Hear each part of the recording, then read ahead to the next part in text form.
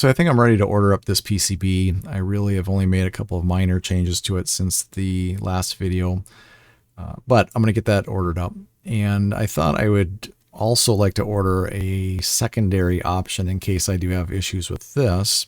So I went out and found another board, a very inexpensive board. It's an Olamex, and they have this iCE40HX1K EVB development board. And as I looked at the schematic for that, they're just using a pair of very inexpensive regulators, which happen to be these SY8009As. I am going to actually use a pair of the Bs. The only difference is a slightly higher amperage output.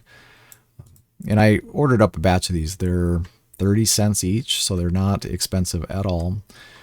And then I put together an alternate version of the PCB that looks like this. And so basically I've got these two tiny little regulators. The capacitors I could run with much smaller physical packages. I just went with some that I have on hand that match what that specific board was using, as far as a pair of 47 microfarads on the 5-volt incoming rail.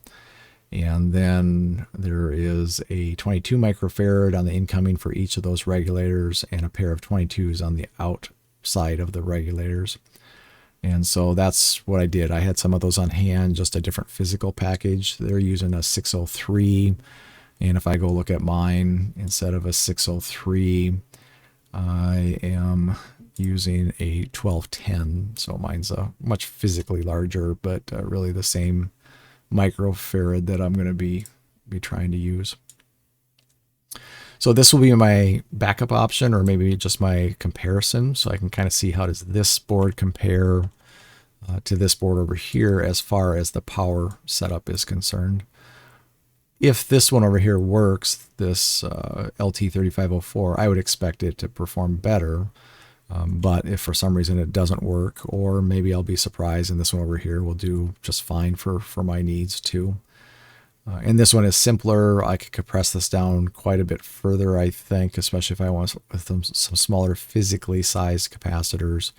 And same with the inductor. I could probably find a smaller inductor if I really tried hard.